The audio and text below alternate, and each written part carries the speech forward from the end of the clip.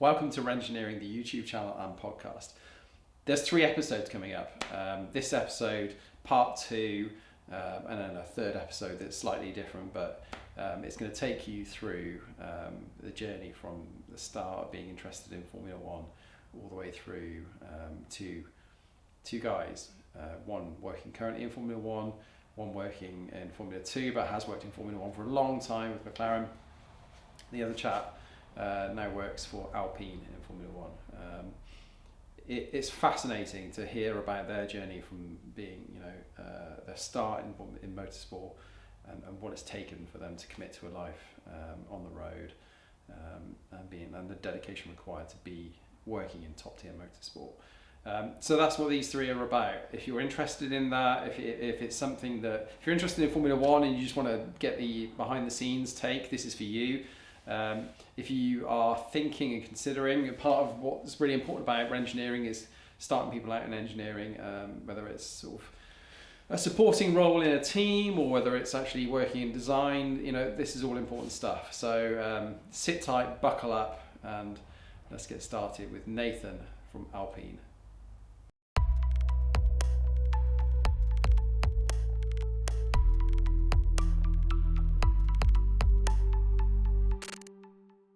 Welcome back to Tech Talk. This is the Renngineering YouTube and podcast. I'm here today with Nathan. Morning, Nathan. Morning. Good, thanks. Welcome to Renngineering HQ.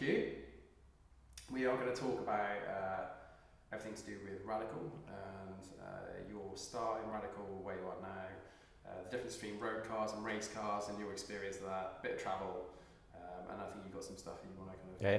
Well. Yep. So welcome, and guys, make sure you like and subscribe and share it with your friends and help us expand the channel as much as you can. It'd be great. I think for me, there's a bit of synergy between what he does, especially Lotus in general, really, and what Radical do. But it feels like Radical take it to the next level, whereas Lotus they're primarily road cars. They kind of have a race arm and a kind of engineering team. Radical it feels like, anyway, correct me if I'm wrong, but Radical are more the other way around. So it's like the racing side of the business is kind of their primary arm, and the road cars are kind of the support to that main bit of business. That's correct. Yeah, so they started off as a track day car manufacturer, and then more recently they've been building cars since '96. Okay. And they've sort of stayed on the same rough skeleton since then, so they haven't changed much. So in terms of the chassis design? In terms of the chassis, so if you look back to a chassis back in '96, all the suspension and the main parts of the chassis are all quite similar. Mm-hmm. So one of the good things about the Radical is how it feels. So a lot of car manufacturers will make a car that goes as quick as they possibly can get it, but then it's not as accessible to our customer base, which is really people that have done quite well doing their own business. And then they want to challenge themselves again, so it's something that they haven't necessarily done before, like driving a car. They'll jump in, and the good thing about ours is that you can just jump in and you'll be alright. It doesn't matter if you're driving at 6 temps or 8 temps or 9 temps, you can still, it'll destroy anything you've experienced in your road car on a track. The amazing thing about those, like the shape, it looks like an LMP car. Yeah. It looks way beyond kind of what you typically see as a track day car. They're phenomenal looking bits of kit. So, but it's interesting you talked about the chassis remaining broadly the same as it was back in 1996. I'm assuming that there have been revisions over the time, albeit small incremental changes, or is it literally there is no change between? Yeah, so the most successful model is the SR3, and that is, I'd say, 99% the same chassis. Really? So it's always had a bike engine in it. So the only things that really change are like the engine mounts. So there's pickup points and you've got the engine mounts, so they'll change for different engine configurations and stuff like that. And then obviously you've got left hand and right hand drive, which are different, just to sort the steering column out and things like that. So, but fundamentally all the suspension geometry and things like that have been the same since the start. So I guess if it's not broke, you don't need to fix it. And again, going back to both Lotus, the Elise 1996 all the way to this year, pretty much. Just seeing the end of Lotus Elise now, and to an extent, you could argue the same with Porsche the 911. It's broadly rear engine, rear wheel drive, and the dynamics of how it handles and drives. they've tried to retain that all the way through, albeit they've got bigger and more complex. Back right to the start, so almost before you're thinking about a job, before you're thinking about what you're going to do as a career, but your natural kind of, you get up in the morning and you're doing or thinking about what it was anything to do with engineering or technical work or anything, a thing, you sitting there playing with Lego or anything like that, or was it just something that came later and it just sort of found its way into your life? How did that come about? So, yeah, I grew up on the Isle of Wight, and as you know, if you want to work in motorsport, it's probably not the place you want to be. Yeah. And as a kid, so part of my routine was on Sunday, I'd go to my granddad's, we'd have a roast dinner, and then we'd sit and watch F1 in the afternoon, or whenever it was on. So that was quite early on, I'd say, like 4 or 5 years old. So naturally, just got into that. Like a lot of the usual kids all like football, and they'll get into football, but mine was F1, so I'd be obsessed about that, yeah. And then... What sort of era was that? What was it? Who was the drivers' champion? Like 2004, that sort of 2004 onwards, I'd say. Yeah. Maybe slightly earlier, but yeah. And as a kid, I'd have like toy cars or whatever. I'd steal a screwdriver from the garage or whatever, and then I'd just start taking bits apart and seeing what was inside and putting them back together, cleaning it if I had to, and stuff like that. So I think that's where it sort of stemmed from. I was like, I want to work on something, and I like F1, so I guess motorsports. Start joining out. Did that inform any choices you made in terms of school or anything like that, or was it kind of... College, definitely, because that's when you really have to start thinking about what you want to do. Yeah, you have to fully commit at that point to what you want to do. But school, like I did GCSEs, I did art, I did engineering, and ICT, so I was quite good on a computer. I'm quite creative, so hence the art, and then the engineering was sort of focused towards that car and manufacturing process and stuff like that. So I'd say, yeah, towards the end of school, I really decided that's what I want to go towards, and that's when I found the National College of Motorsport at Silverstone. So that was year 11 doing my GCSEs. I was like, oh, I need to decide what I'm going to do next, sort of thing. How did you find that? Was it something just... I think I was just researching like motorsport courses, and there was a couple, some of which were really far away, so I was like, it's probably not going to work. Because I was going to just do motor vehicle on the Isle of Wight, because I did my work experience at a Citroen garage. Okay. So that was sort of like I had contacts from there. That was brilliant, because I'd never picked up a tool, I'd never worked on a real car prior to that, so it just gives you that basic knowledge of like simple things like this is a ratchet, 3/8 quarter drive, half inch, those sorts of things that get overlooked by the people that are in the industry, but then are quite hard to, like, you don't know at that point, do you? So it's good to... I think that happens. So my day job as a safety engineer for a company that works with air traffic control. Even that, I came into that job 3.5 years ago, and there's a lot of assumed knowledge, and it's not through any fault. It's just the fact that people have been doing that job to a professional standard for a long time, and it's almost. I think this is true of lots of industries and people working in there a long time. You get to a point where just stuff don't even know you know it. It's full autonomy. You don't know what you know anymore because you've been doing it so long. Yeah. But then when you're coming in, it's really hard, I think, anyway, to figure out kind of like, well, what do I need to know? What stuff do I need to commit to memory, and what stuff do I need to kind of just have absorbed, and then I can record if I need to.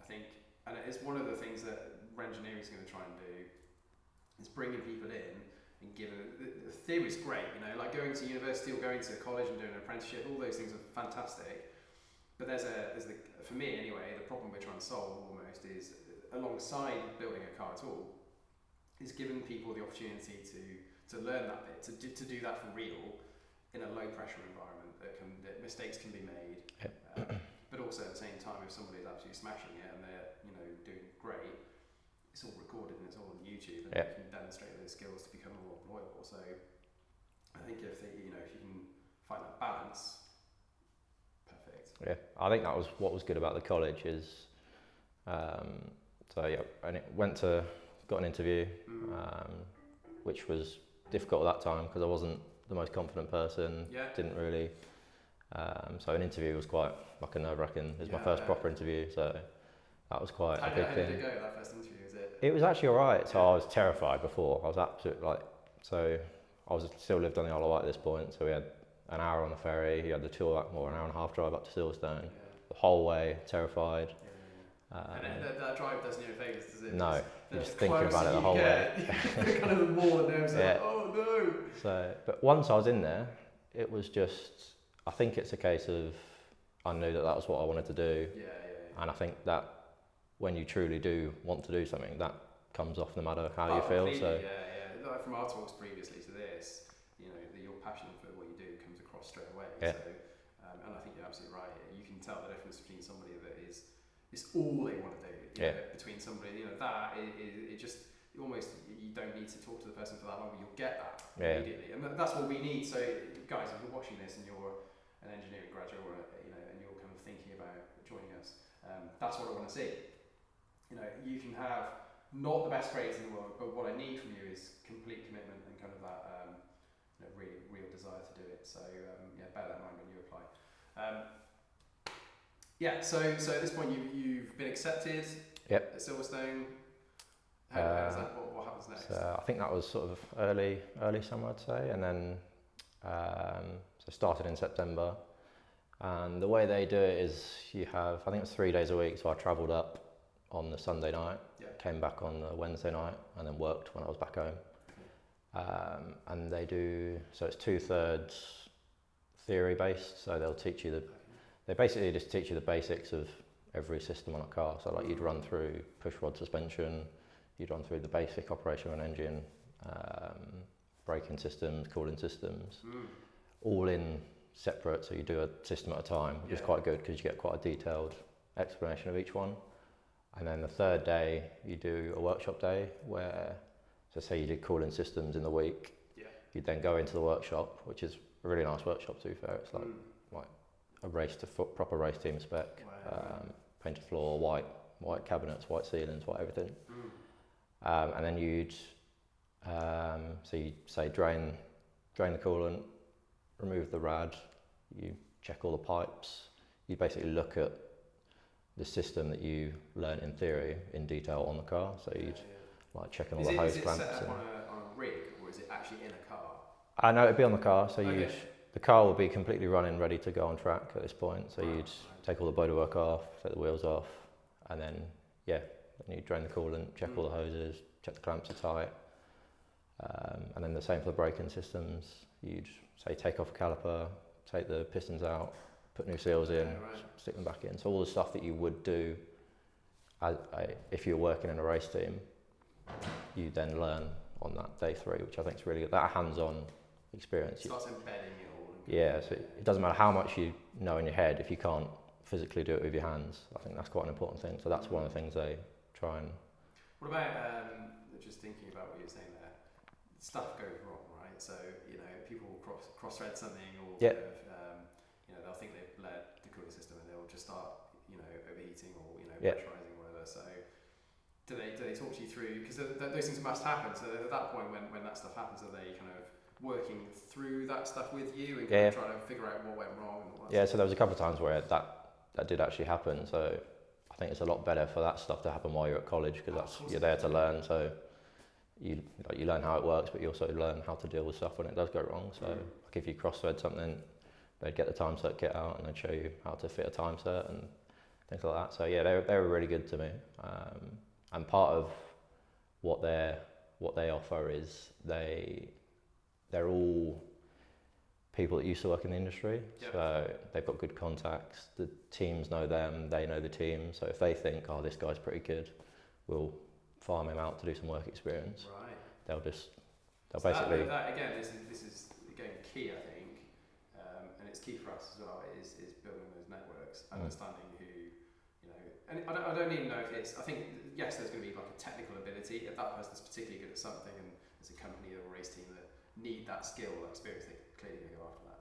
But I think there's also what's really important to understand is the personality and the how that might fit with, because obviously different groups of people are going to operate in different ways. Some people might be run a really relaxed team, and it's kind of all kind of, everyone's pretty chilled out. Other people, you know, will operate in a very kind of clinical, you know, lab kind of in a way. And I think, I'm sure that, you know, as they were kind of working out who would be best fit with where, that would pay into it as well. Is that person going to fit within that team? Yeah.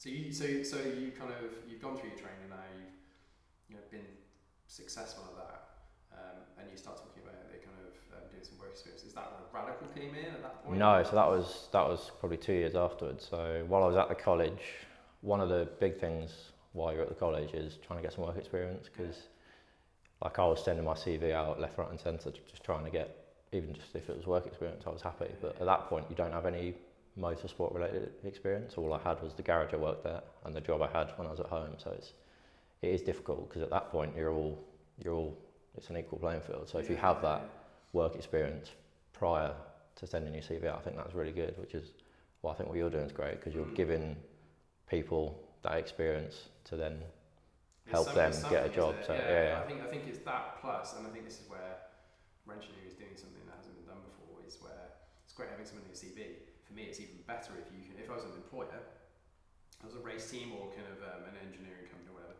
is to be able to watch some videos and see how that person acts, how professional they are, how dedicated they are, how they present. Because especially when you get to the point where you're kind of more senior in your career, the expectation will be you'll be customer facing at some point.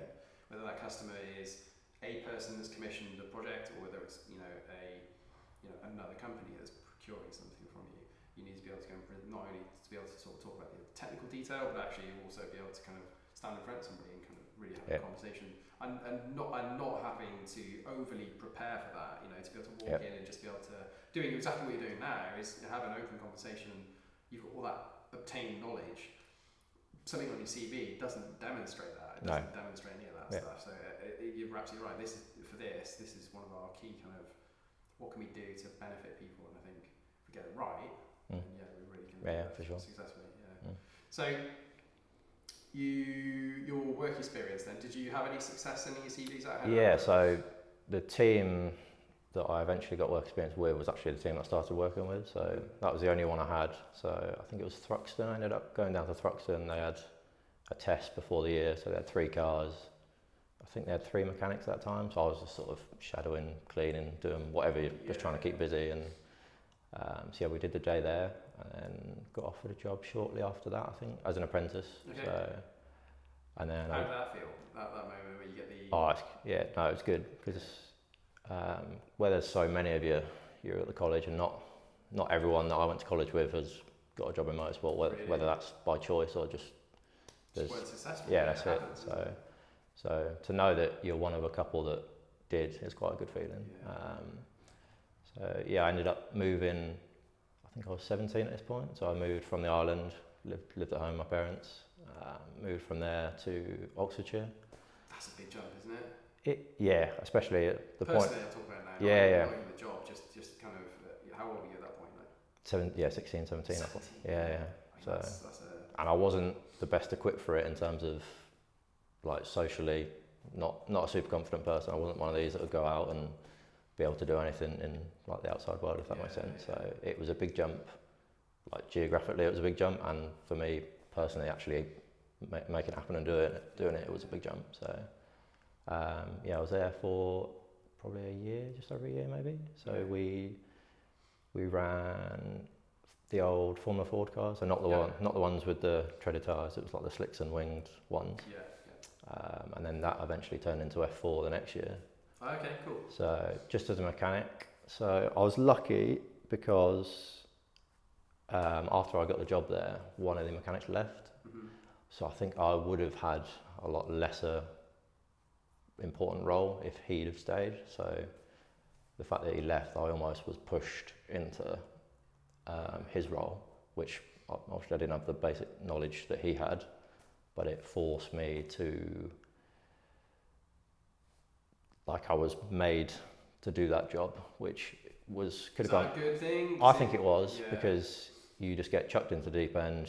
You either manage it or you don't, and luckily I did. But you learn everything at a like 200% rate then, because it's not fed to you and we can't give them too much responsibility, because you still know it was. We'll let him at it, and have to make it work. So I think that was definitely good for me, because it's things like at that time in my career, a lot of things felt pressured. You feel even the simplest things like if you had a crash or if the car crashed and you had a couple of hours to fix it, that would feel like a real immense pressure. But then you just adapt to it. It's like what you said earlier, you just become normalised to it, and if it happens, it's part of your job, and you've just got to get on with it. You don't feel that pressure. It takes time, doesn't it, to go from kind of that point where you just, someone's handed you the baton and said, right, this is your job now, and you just a big gulp and go, okay. Yeah. Don't worry. For me anyway, this is how I would work. I certainly wouldn't want to be. I don't think I can do that. I think it's always better to, someone's trusted you to do something. They can see that you're capable of doing it. Yeah. Even if there's some self-doubt in there. Yeah. A lot of it's in your head as well, isn't it? Like you can. Yeah. 2 years in Formula 4. Yeah. Got towards the end of that stage and kind of wanted to do something different because, again, what we said earlier about adapting to, I think I just got a bit too used to it. I was used to feeling like it was 1,000 miles an hour and feeling under pressure all the time, and then that sort of that fades away, and then I think that's the point where I started to look for something different. At that point in my life as well, I was quite ambitious in terms of I had this goal of I want to work in Formula 1, and that was all I had in mind, which I'd say is probably faded away a bit now because I've found other avenues that I enjoy and things like that. So at that point, looked for something else, and that's when the Radical thing popped up. I think it's my mum actually sent me the link to the advert, but it was an engine building job, and I was like, I can't do that. I've never built an engine in my life. I don't know. I know roughly how they work and the systems around it I know, but I don't inside the engine, because that was always at the F4 races you'd look sealed, after the... Aren't they? Like they deliver a sealed unit. It's been literally boxed, signed off as a sealed unit. Yeah, so you can't even change the turbo, you can't change anything. So that stuff, you just go, that's the engine manufacturer's responsibility. I don't need to worry about that. I'll just think about the stuff I do need to worry about.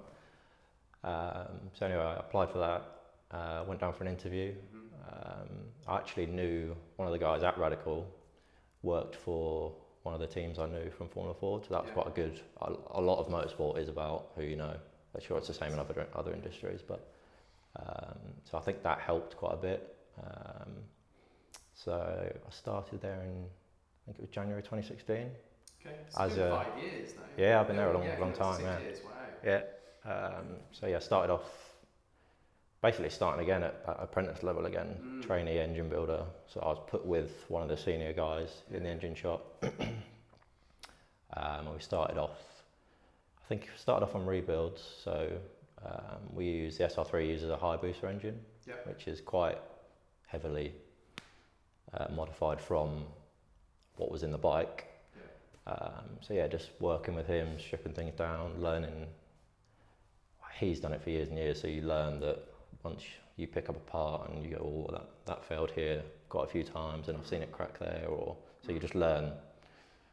He teaches you to look in the common places, like where things run in bearings and things like that, so you need to look there, check for cracks here. So it was all those, the attention to detail thing, the two things that I think are important are cleanliness and attention to detail. So particularly with engine building, that really hammers those 2 points into you, because you can grenade an engine, can't you? 100%, yeah. So you forget to tighten one bolt in an engine, it doesn't matter if it's just like an oil pickup bolt, that'll fall down, it'll go somewhere bad, and it'll have a bad time. So, and then the cleanliness thing, if an engine's had a failure, all the oil galleries could have debris in it, so you need to make sure when you're stripping that engine, a lot of the times if it's a small failure, the same cases will get reused. So you have to make sure every bung is taken out, you flow the clean and solvent through every way you can, just to make sure that because if some stays in there, it could get dislodged. And you spend another 50 hours building that, I don't know how long it takes, but a fair amount of time rebuilding that engine, you fail to do that one kind of routine piece of maintenance, and then all of that work. And the same thing happens again 10 hours later. They're about a 40-hour build, the boosters. So,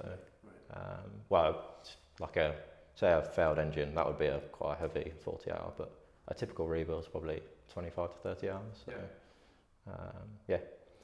So I did that for a year and a half, I reckon. So part of that job was supporting the race series. Yeah.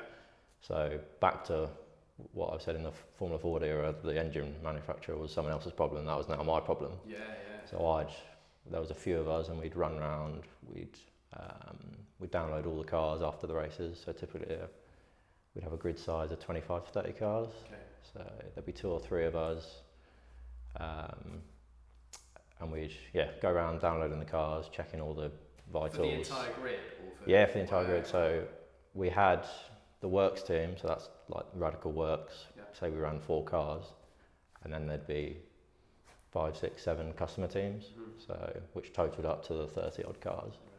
So part of the entry fee was we'll offer support for you. So if you have any issues, me or whoever else was doing the job at the time, we'd come over and give you a hand. Right, okay. Either diagnosing or physically fixing it as well. So if there was a time constraint,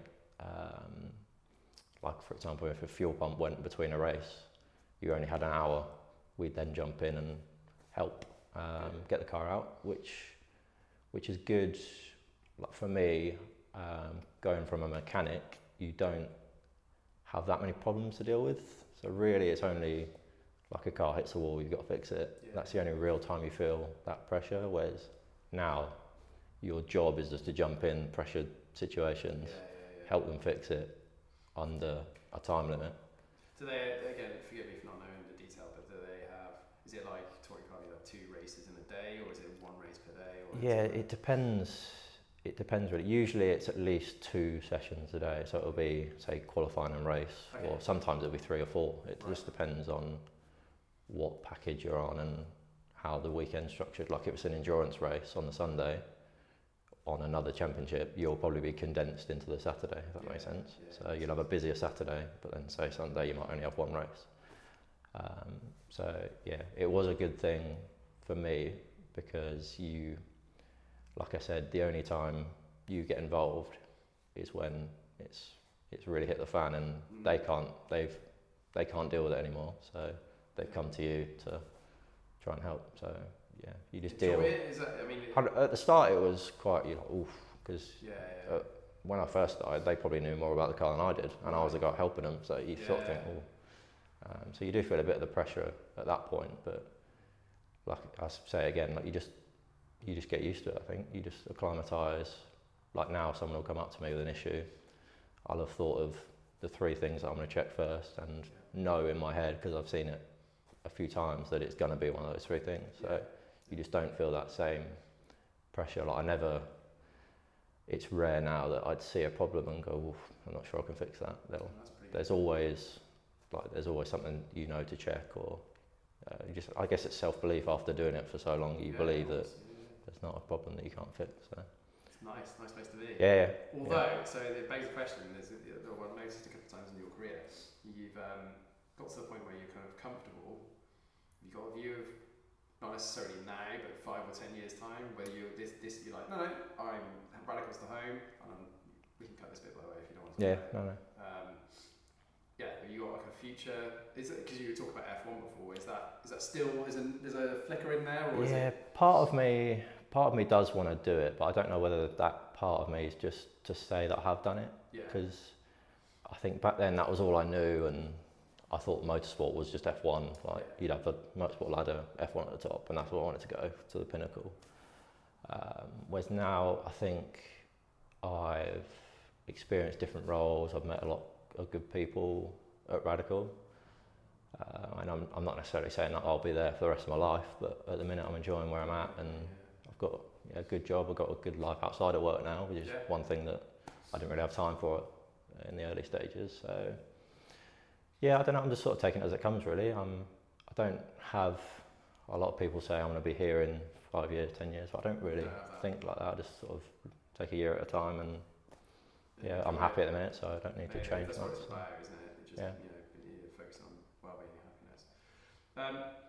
Let's get into the differences between the road side of Radical and the road legal side of Radical, and the pure race team stuff.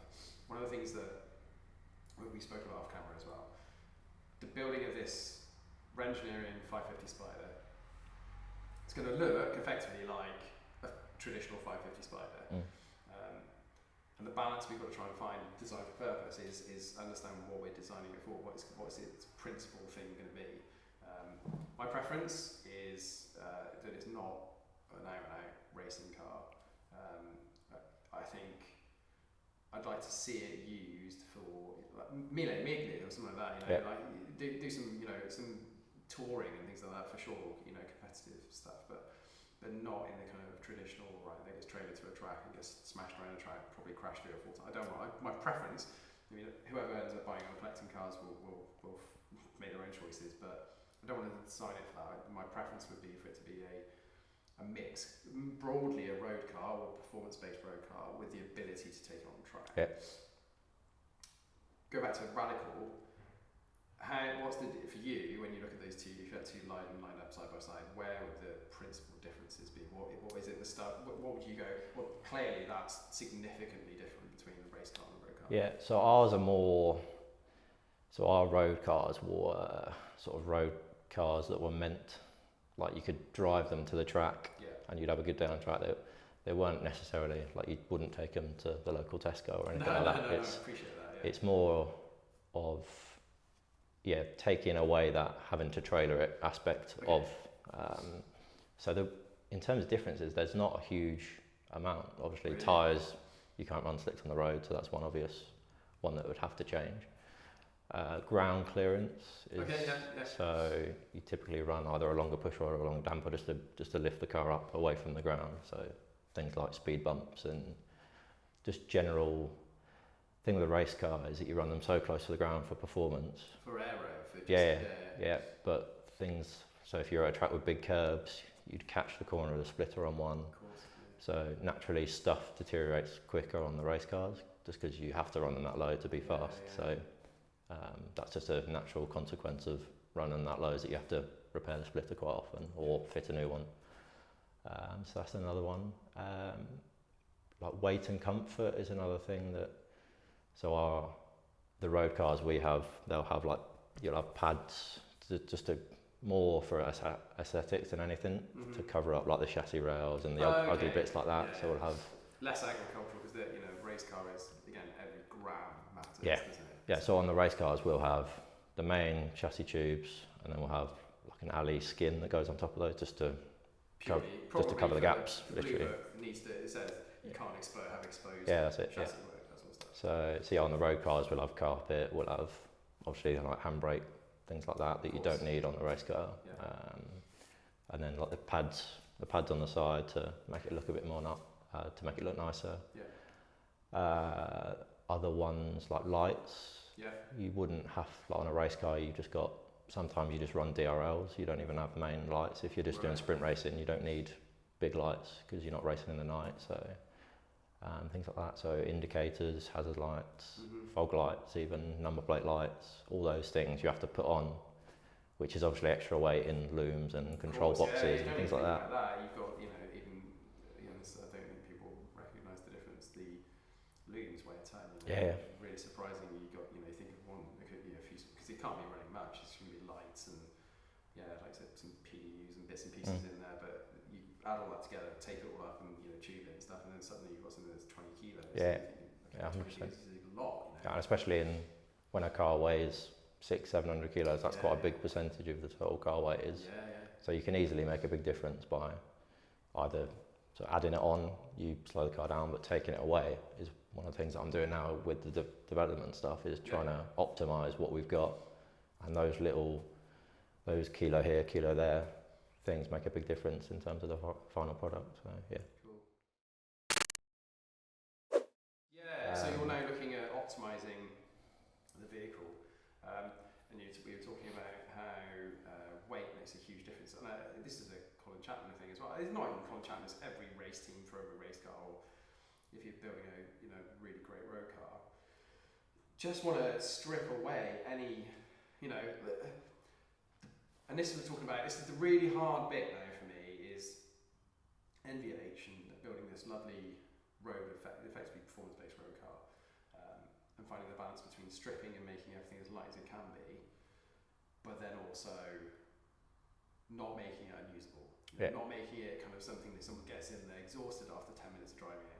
Because I really, really want to see this when it's finished be something that someone can go into, trust that they'll hit the start button or turn the key or whatever, and it'll start up and it'll drive and it's going to idle and it's going to and it's really easy to get seduced into going, well, if we took some weight out there, if we kind of did this, or if we kind of put some lumpier cams in, whatever it is, and then you get closer and closer and you're not sticking to your original design brief and what you wanted to achieve. So for your stuff, I guess this is the race side now that you're trying to optimize and reduce weight wherever you can.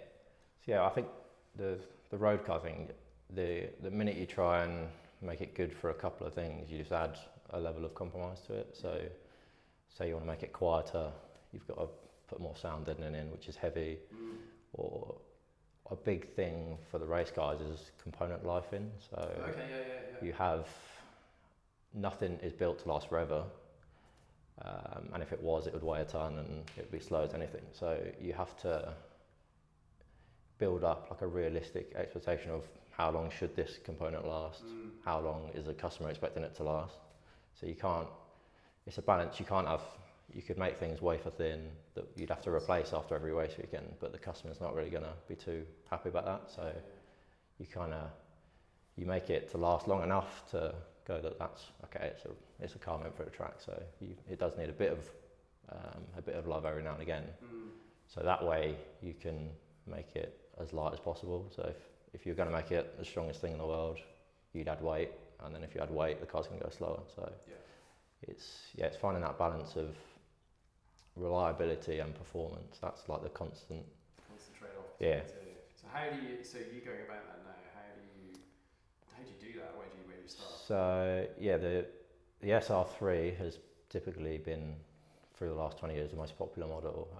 And then recently we've just released the SR10 last year. So that is sort of the best of both from the SR3 and then an older model, which was the SR8. So the SR8 was a really cool car. So it had a Hayabusa V8 in it. So it's basically two of the Hayabusa bike engines made. So we'd machine our own cases out of billet or cast, to make our own V8, and then we stick that into a chassis that's quite similar to the SR3. So it was the SR3, which at this point has about 220 horsepower. So it was that car, but with 350 horsepower. So it was a 10 and a half. So it sounds incredible. It looks great. So we were trying to get the balance between those two. So the only issue with the SR8 was that the engine, because it was so highly strung, it wasn't the most reliable engine. So you'd have to rebuild it every 40 hours. And the cost of the rebuild was massive. So we wanted to get something that slid in the middle, so similar performance, but massively lower running costs. So we picked, usually the development, because we've kept the same chassis for a long time, usually it starts with an engine. So you go, I want to use this engine, and then you work on plunking that in the car and doing all the bits around it. So how big do the brakes need to be because it weighs this much? How much coolant does it need because it's making this amount of power? So we picked the 2.3 EcoBoost engine that they use. Yeah, they're really popular now, aren't they? So they're using the Mustang and the RS. So we do a fair amount to it. So we lighten the crankshaft because obviously it's got the big counterweight in there for the road car. Different turbo, cams. And then with that engine, we've got the service interval up to 80 hours at a minute, which is like double of what the SR8 was. And it does,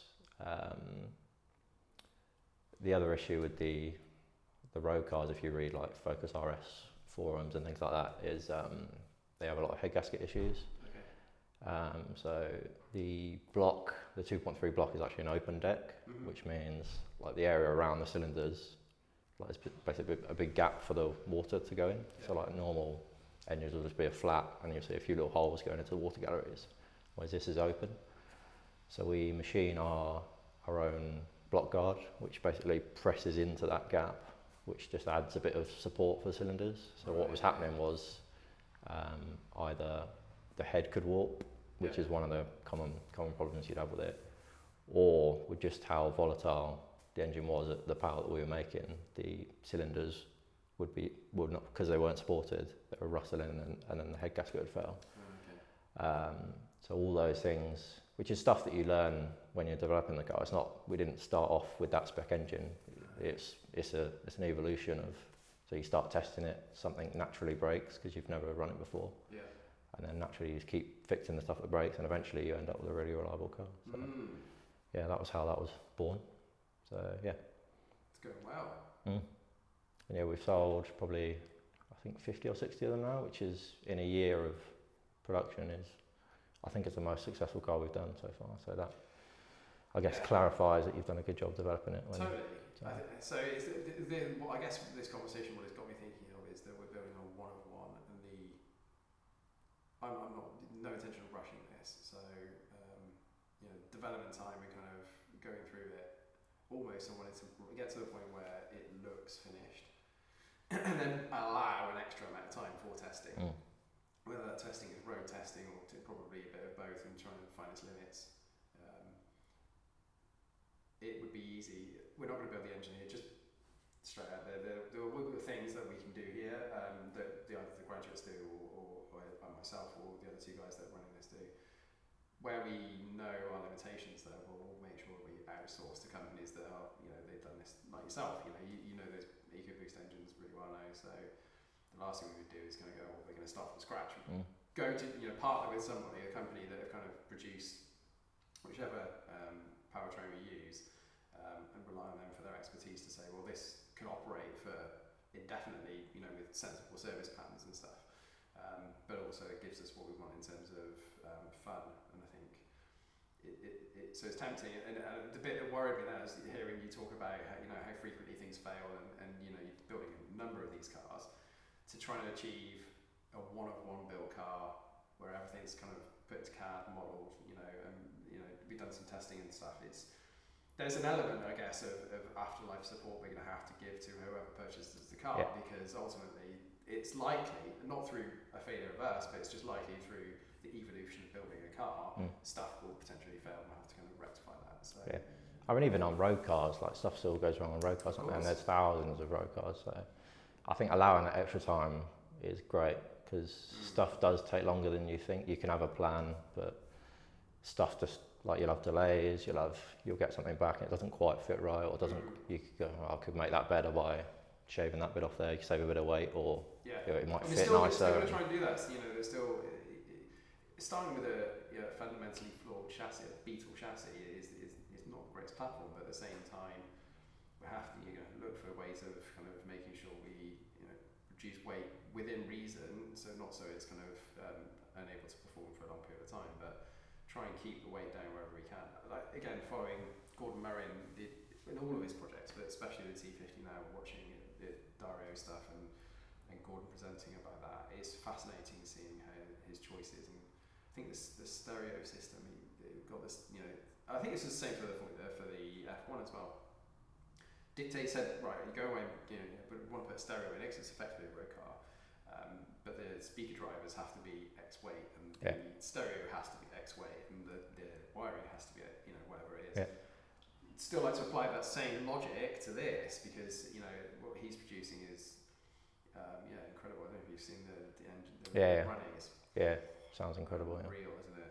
So if we can get kind of anywhere near in terms of embodying those principles, and the same thing with you is understanding kind of how how you're doing this daily, and kind of learning from you guys, and sort of listening and making sure we're paying attention to those things where you say, well, this is what we do and this is how this can fail, but we're really careful about making sure that we understand the innate flaws to that design, that initial design, because the EcoBoost is it's produced in its tens of thousands. You can probably buy them. I know they did this with a lot of the V8s for America, block on a crate. Effectively, it's not even a block, I think it's a fully kind of built engine. I think it's probably even got coolant in it, and you just literally throw it in, start it up, and it works. I'm pretty sure they'll do that with the EcoBoost. They'll do this. That's what we get. We buy them from Ford, and strip them down from a complete engine. And yeah, like you say, they've got oil in them, they've got coolant in them. So yeah, we just take off the bits we don't need, put our bits on, and then they go over to production and get fitted in the cars. So.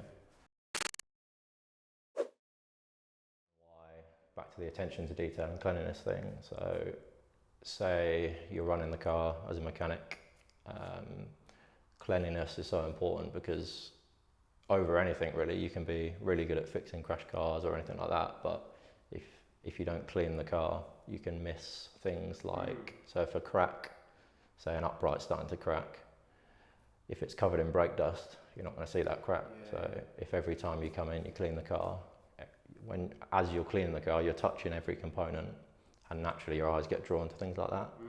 Whereas if you neglect that, you're going to miss these cracks. So that attention to detail and looking at every component, every joint, every weld is really a massive part of what we do when we're developing stuff. So I think I think that's probably a difference between somebody that's working predominantly on road cars, you know. Servicing and MOTing a car, you know, a road car, it's basic checks. You almost assume that those things won't happen. Yeah, it's all very routine, whereas one thing, when you've got a race car on a stand, it's all static and nothing's moving, whereas you've just got to understand that all these systems, when they're on track, they're not static. So if an oil line is on a bit of wiring, that you go, well, that oil line's spiky and that wiring's obviously just made of got insulation on it, so that's going to chafe. So I'll put a cable tie between those two to stop that. It's little things like that, or I've got an oil line on a rubber pipe that's going to vibrate and chafe through, and then you're going to have a water leak. So it's just thinking about the way things move and the way things work to extend the longevity of the car. So yeah. Good. Mate, thank you so much for taking the time to come and talk to me. No problem. I think it's fascinating what you do, and I wish you all the very best for the future. Love to have you back on probably when we've got a bit further down the road. Yeah, sure. Yeah. And you can kind of walk through some of our plans, take a look at what we're doing, feedback, what you think, if you think there's changes to be made, and it's an open book and happy to take feedback. So thank you again, Nathan. No problem. Guys, thank you so much for watching. I hope you enjoyed this, and if you're listening on Spotify or on any of your podcast platforms, do keep following us. Check back to listen to the previous two Tech Talks. We've also got Heritage, just to give you a bit of a... It's the backstory of Porsche and how we got from the very early days all the way through to where we are now with the 992. So we've got Heritage, we've got Waffle, which is myself and Mick, GT4 Winchester on Instagram. Go and check him out. We're just going to be talking rubbish for the most part. Don't expect too much from that, but other than us just talking crap. And then obviously the Tech Talk stuff and the build is a little bit more sensible and a little bit more kind of professional. But so Spotify on Instagram is Renngineering UK on Instagram, Renngineering on Facebook, and Renngineering on YouTube. Thanks again. Take care. We'll see you next time. All the best.